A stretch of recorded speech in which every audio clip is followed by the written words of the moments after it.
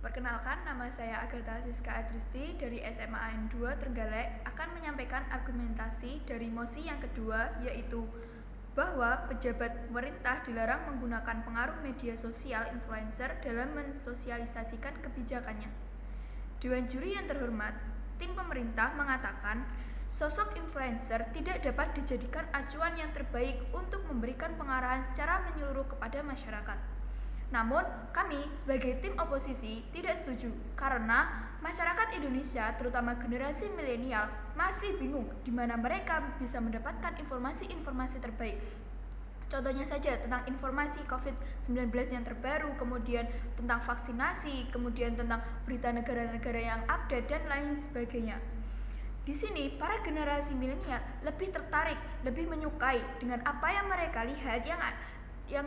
lihat di beranda sosial media mereka.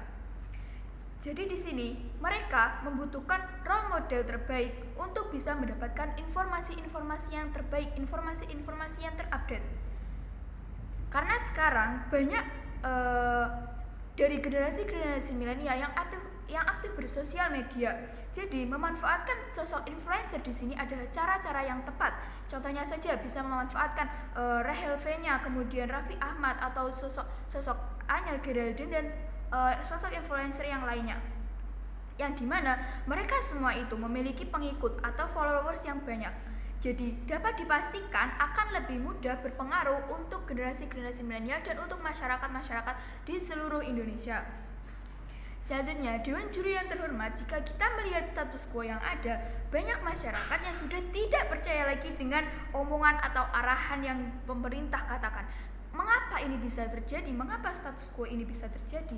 Karena banyak dari pemerintah yang terseret skandal kasus. Contohnya saja Menteri Sosial yang mengkorupsi dana bantuan sosial COVID-19, padahal di Indonesia ini sedang dilanda bencana pandemi yang sampai sekarang belum kunjung usai. Kedua, anggota pemerintahan, contohnya Gubernur Jawa Timur Khofifah Indar Parawansa yang mengajak rakyatnya untuk melakukan vaksinasi, untuk melaksanakan vaksinasi.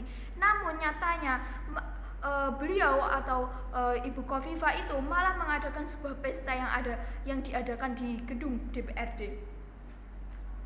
Selanjutnya, Dewan Juri yang terhormat, kami sebagai tim oposisi memiliki dua argumen, yaitu argumen yang pertama adalah argumen prinsipal. Di sini, mengapa menggunakan sosok influencer dalam mensosialisasikan kebijakan pemerintah dapat dijustifikasikan? Karena alasan yang pertama adalah karena audiens atau followers dari influencer tersebut itu sangatlah banyak. Untuk itu, dalam hal sosialisasi ini akan lebih mudah, ini akan jauh lebih efektif daripada hanya memanfaatkan hanya memakai fasilitas dari pemerintah saja. Kemudian, mengapa ini dapat dijustifikasikan? Karena jangkauan sosialisasinya akan lebih luas jika kita memakai sosok dari influencer ini. Karena dengan bersosial media, informasi akan lebih cepat tersebar. Tidak sampai dalam 24 jam informasi dapat tersebar di seluruh Indonesia. Kemudian alasan yang kedua, mengapa ini dapat dijustifikasikan? Karena karakteristik dari masyarakat ini yang menjurus. Para influencer sudah memiliki skill-skill khusus, kemampuan-kemampuan khusus yang di bidangnya dengan kemampuan-kemampuan yang berbeda. Contoh, jika pemerintah ingin mengedukasi masyarakatnya tentang dunia beasiswa, kita bisa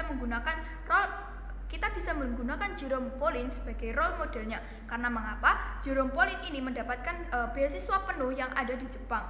Kemudian alasan lainnya karena Jerome memiliki followers atau pengikut yang kebanyakan siswa-siswi atau atau mahasiswa.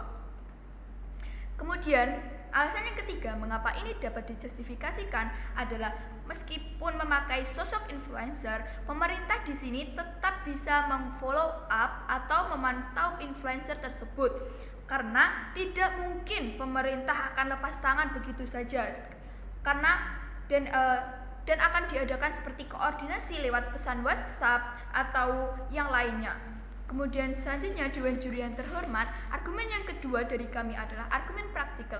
Di sini, mengapa Maksudnya apa? Keuntungan yang kita dapatkan jika kita bisa memanfaatkan sosok influencer ini dalam mensosialisasikan kebijakan pemerintah, yaitu diskusi yang terjadi akan lebih sehat. Maksudnya, mengapa di sini diskusi akan lebih sehat?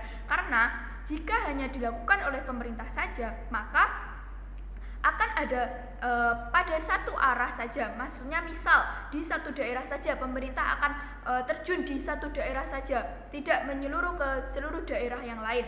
Kemudian mengapa akan memiliki keuntungan diskusi akan lebih sehat jika menggunakan influencer saat mereka kampanye atau saat berdiskusi online, masyarakat lebih bisa menerimanya.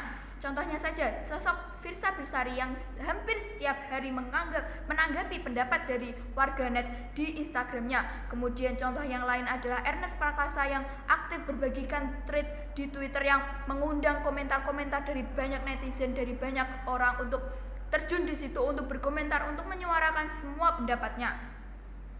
Untuk itu, Dewan Juri yang terhormat, di sini kami sangat tidak setuju bahwa pejabat pemerintah dilarang menggunakan pengaruh media sosial atau influencer dalam mensosialisasikan kebijakannya.